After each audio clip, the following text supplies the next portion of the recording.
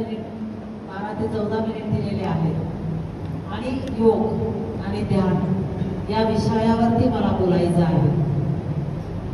साधको, तुम्ही त्याची अनुभूती घेत आहात.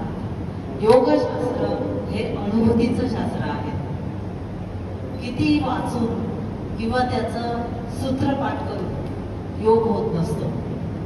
आणि आपण खूप भाग्यवान आहोत की या ठिकाणी आपल्याकडे जो योग मार्ग आहे, योगची जी अंग आहेत, त्यातलं जे ध्यान आहे, त्या ध्यानावरती आपल्याला नेहमीच सद्गुरू ध्यान करायला सांगतात आणि ध्यान स्वतः शिकवलंय, त्यांनी शिकवतात.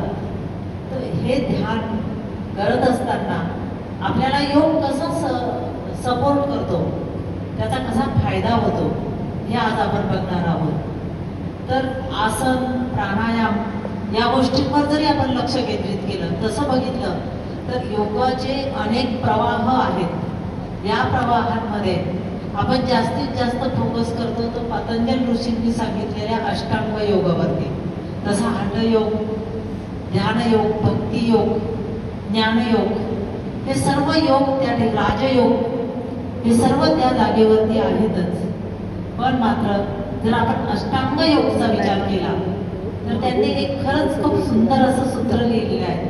यम नियम आसन प्राणायाम प्रत्याहार धारणा ध्यान समाधी योग अष्टांगाने. यम, नियम, आसन, प्राणायाम, प्रत्याहार, धारणा, ध्यान आणि समाधी ही योगाची 8 अंग आहेत. आणि आपण तर ही जी पहिली अंग आहेत बहिरंग योग मधली, यम, नियम, आसन, प्राणायाम, प्रत्याहार पार करून आपण धारणा ध्यान पर्यंत करतो आहोत. आणि हे ध्यान करत असताना आपल्याला कसं करायचंय की ज्याच्यातून आपल्याला खूप चांगल्या पद्धतीने आपल्याला आपली आत्मोन्नती साधता येईल, आत्मसाक्षात्कार साध्य करून घेता येईल. इथे मी आत्म्याचा किंवा आपणच आपल्या या ध्यान केंद्रामार्फत जे आत्म्याचा विकास करण्याचं साधन सांगितलेलं आहे ध्यान, हे कसं होऊ शकतं हे याच्यामध्ये खूप महत्वपूर्ण गोष्ट आहे.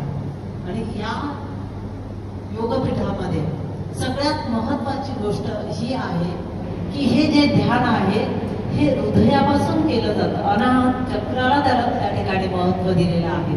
त्या ठिकाणी तर मी येईलच, परंतु आपले जे काही अंग सांगितलेले आहेत त्याच्यात आपण अगदी 2-2 मिनिटांसाठी त्याच्यापर्यंत जाऊ. यम खूप सुंदर सांगितलं. यम म्हणजे काय तर तुम्हाला समाजामध्ये कसं वावरायचं आहे. सुरुवात इथूनच होते. समाजामध्ये तुम्हाला कसं वावरायचं आहे ते सांगतं ते यम.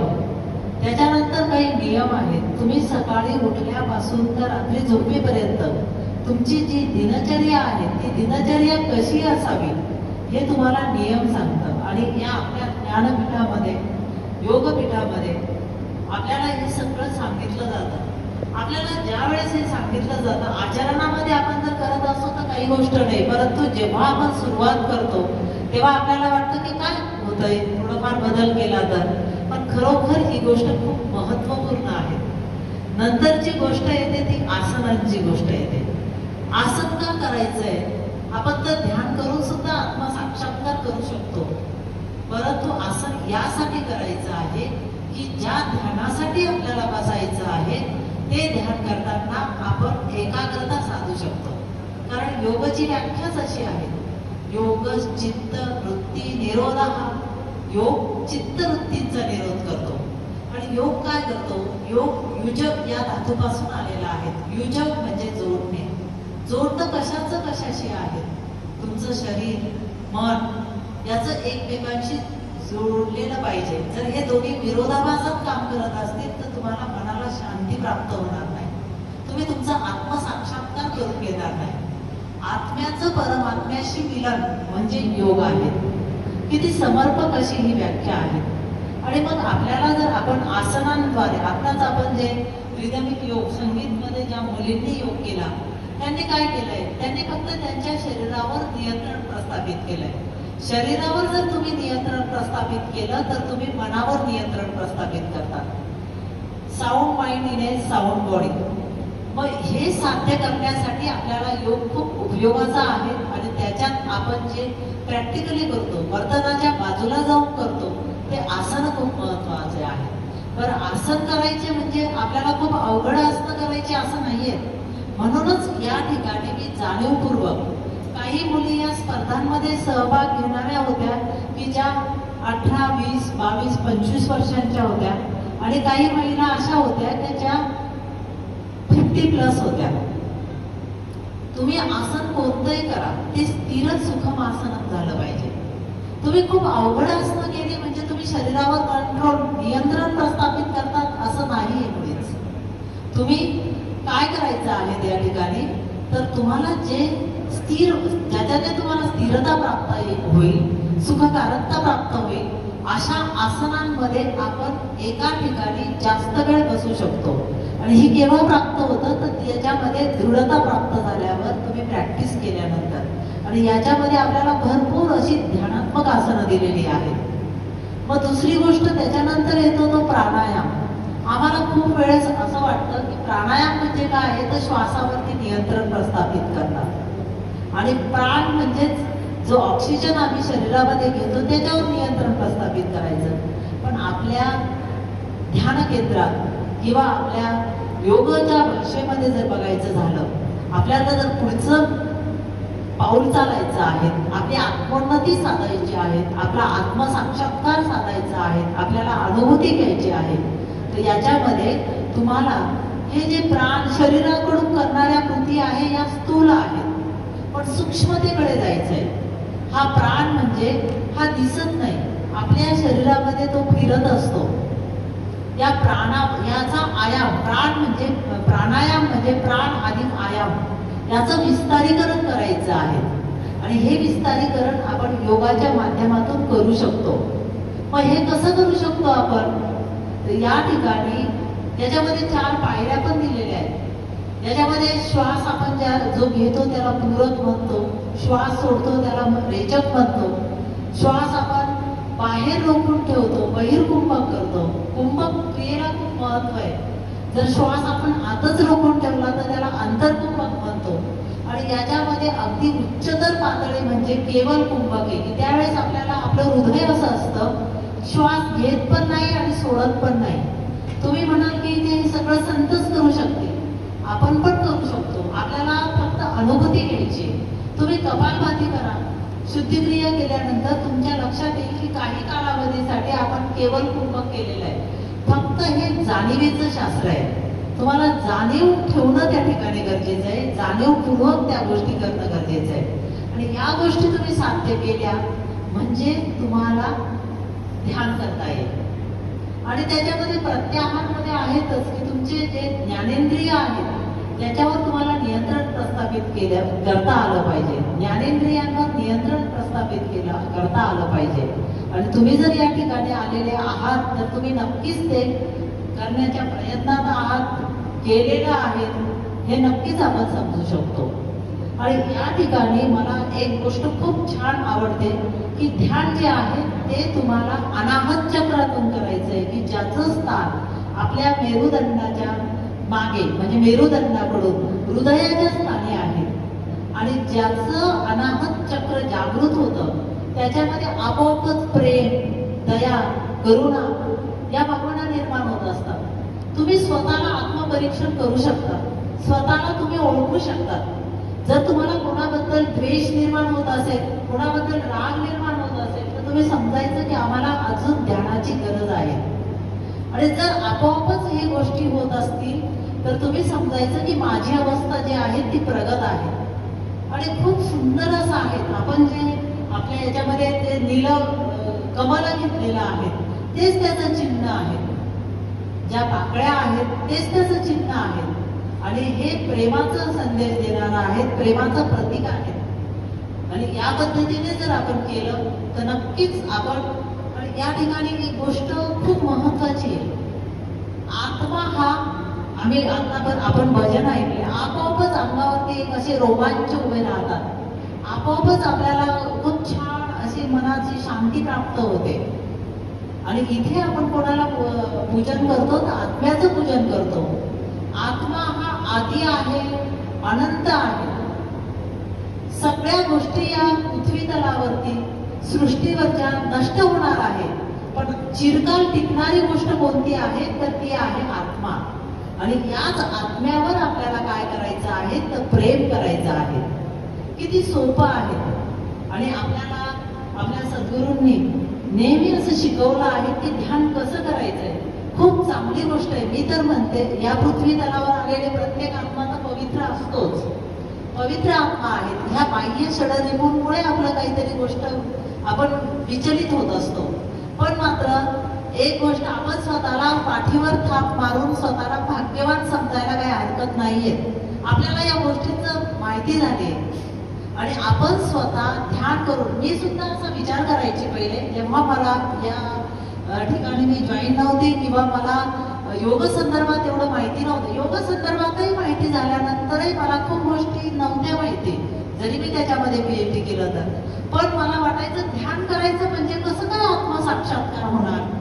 याच्यासाठी आपल्याकडे पुरावे आहेत. म्हणूनच म्हटलं जातं योग हे अनुभूतीचं शास्त्र आहे. अनुभूती घ्या, तुम्ही बसा, तिथे लक्ष केंद्रित करा आणि ते स्थानच मेन म्हणजे प्रेमाचं स्थान आहे, आनंदमय आनंद निर्माण करण्याचं स्थान आहे. आणि असं जर असलं तर आपला किती छान, ते ताणतणाव राहत नाही, काहीच गोष्टी राहत नाही त्या ठिकाणी. आणि ही अनुभूती फक्त आपणच करतो आहोत असं नाहीये. या आत्म्याला कोणता जात नाही, धर्म नाही, पंथ नाही, काहीच नाहीये. हिंदू असू द्या, मुस्लिम असू द्या, ख्रिश्चन असू द्या, पारसी असू द्या, सर्व लोक या ठिकाणी सारख्याच पद्धतीने ध्यान करते. म्हणूनच श्रीकृष्ण असू द्यात, मोहम्मद पैगंबर असू द्यात, गौतम बुद्ध असू द्यात, येशू ख्रिस्त असू द्यात, त्यांना जो आत्मसाक्षात्कार झाला तो याच मार्गाने झालाय, या ध्यानातून झालेला आहे. आणि ध्यानाचे मार्ग, मेडिटेशनचे मार्ग अनेक सांगितले जातात, पण सगळ्यात चांगला मार्ग म्हणजे हृदयापासून अनाहत चक्रावरती तुम्हाला लक्ष केंद्रित करायचं आहे. तुम्ही म्हणाल की या सारख्या अनाहत चक्र म्हणताय, त्याचं थोडंसं मी सांगते की आपल्या शरीरामध्ये अनेक नाड्या आहेत. अशा तो उल्लेख केलेल्या 3.5 लाख नाड्या आहेत. 72,000 नाड्यांचा उल्लेख त्याच्यामध्ये आहे. आणि मग या नाड्यांमध्ये ज्या 3 महत्वाच्या नाड्या आहेत, इडा, पिंगला आणि सुषुम्ना, तर या नाड्या ज्या आहेत त्या आपल्या मेरुदंडाच्या बाजूने जात असतात वरच्या दिशेला. आणि या 3ही नाड्या म्हणजे सुषुम्नाला जिथे इडा आणि पिंगला ज्या मिळतात ते चक्राचं स्थान असतं. आणि या चक्रावर तुम्ही ध्यान केल्यानंतर तुम्ही त्या चक्राशी संबंधित जे गुणधर्म आहेत त्याचा विकास करू शकता. खूप सोपी पद्धत आहे. असं आपल्याला खूप ऋषीमुनींचं तत्वज्ञान ऐकल्यानंतर असं वाटत होतं की इतक्या वेळ तप करायचं, तप या गोष्टीबद्दलच आपल्याला भीती वाटते. पण मात्र किती सोपी पद्धत आहे, खूप सोपी पद्धत आहे. आणि हा अनुभव आपण घेऊ शकतो. सकाळी आपण सगळे बिझी आहोत असं आपण स्वतःला म्हणतो. एक गोष्ट आपण नाही केली तर काही बिघडत नाही, परंतु सगळ्या गोष्टी आपल्याला करायच्याच असतात. त्याच्यामुळे आम्ही सगळे बिझी झालेलो आहोत. पण तुम्ही सकाळी उठल्यानंतर स्वतःसाठी वेळ द्या. मी महिलांना तर खूप आवाहन करेन, महिला सगळ्यांचं करण्यासाठी तयार असतात, सगळ्यांचं करण्यासाठी तयार असतात. इथे मी आहाराला पण घेते थोडंसं, तर सगळं करायला तयार असतं पण स्वतःसाठी वेळ द्यायला तयार नसतात. आपण चित्रपट जे बघितले त्याच्यामध्ये सगळे संत ध्यान करताना दिसतात. स्त्रिया संतांचे ध्यान करण्याची चित्र तुम्ही किती बघतात? नाही बघितली जात. त्याच्यामुळे आमचा चक्क गैरसमज झालेला आहे की स्त्रियांनी ध्यान करायचं की नाही. तुम्ही ध्यान करा, सकाळी उठल्यानंतर करा. आणि तुम्हाला त्याच्यासाठी खूप अगदी स्नान, बाह्य कर्म करून शुचिता आणण्याची गरज नाही आहे. ही शुचिता तुम्ही मनाने करू शकता. आणि ही शुचिता करण्यासाठी तुम्ही तुमच्या अंतरुणावरच बसून ध्यान करू शकता. आणि करा, अनुभूती घ्या. मी स्वतः माझा अनुभव सांगते, म्हणजे मला पण ते कळालं नव्हतं. मी स्वतः ध्यान करताना माझ्या मनात जर एखादी इच्छा अशी आपोआपच गुरुदेवांचं स्मरण करताना अशी इच्छा निर्माण व्हायची की असं झालं पाहिजे, असं वाटायचं मला. आणि आपोआपच ते झालं. आणि हे 2दा-3दा झाल्यानंतर माझ्या लक्षात आलं, आणि हे तर गुरुदेवांनी केलंय. ज्या गोष्टी अशक्य वाटत होत्या त्या गोष्टी होत आहेत. मी तर तुमच्या इतका खूप वेळ दिला नाहीये, खूप वेळ. तुम्ही तर इतका छान पद्धतीने वेळ देतायत, करतायत, स्वतः इथे सेवा करतायत. तुम्हाला तर ही अनुभूती खूप चांगल्या पद्धतीने येईल आणि खूप अवघड गोष्ट त्याच्यात काही नाहीये. आणि हीच गोष्ट ध्यानासाठी आहार का आवश्यक आहे. तुमचा आहार जर सात्विक असेल, सात्विक आहार असेल तर तुम्ही ध्यानाला लवकरात लवकर एकाग्र होतात. हे योगशास्त्रामध्ये सांगितलंय, हठयोगामध्ये सांगितलंय, राजयोगामध्ये सांगितलंय. सर्वच ठिकाणी जेव्हा बघा तुम्ही तामस आहार घेतात, जास्त तळलेलं तिखट वगैरे खातात, तर त्यावेळेस तुमची मनाची स्थिती काय असते. आणि ज्यावेळेस तुम्ही सात्विक, ज्या अन्नपदार्थांवर, सात्विक आहार म्हणजे ज्या अन्नपदार्थांवर कमी संस्कार केलेले आहेत, जास्त तळलेले नाहीयेत आणि जे नॅचरल याच्यामध्ये आपण ते घेतो, तो आहार खूप चांगला आहे. आणि या आहाराचा नक्कीच आपल्या दिनचर्येवर जसा परिणाम होतो, जसं म्हटलं जातं ना, जैसे खावे अन्न वैसा उसका मन होता है. जसं तुम्ही अन्न खाता तसं तुमचं मन होतं. सर मला वेळ सांगा, वेळ सांगा मला. तर तसं तुमचं शरीर मन तयार होत असतं. म्हणून आहाराच्या बाबतीत खूप जागृत राहा.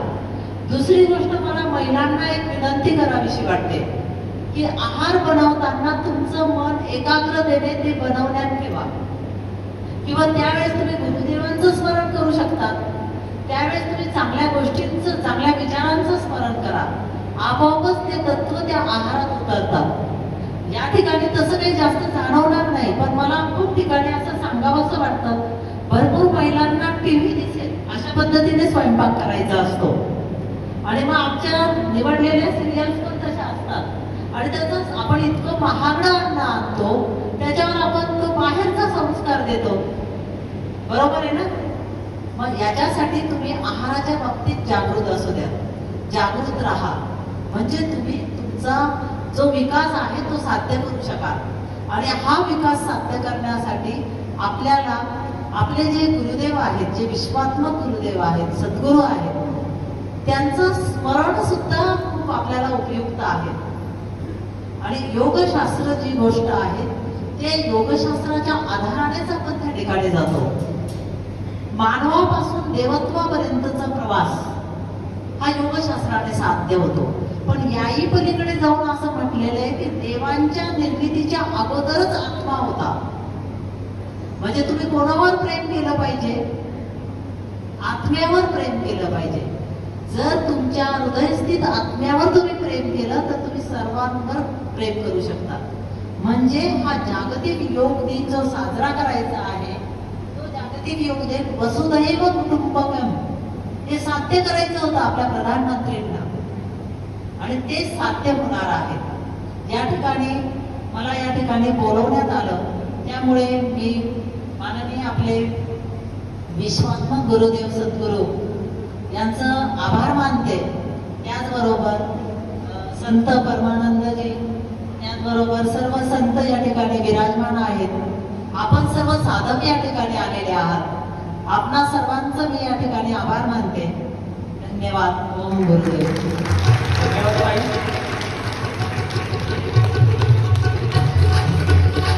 धन्यवाद.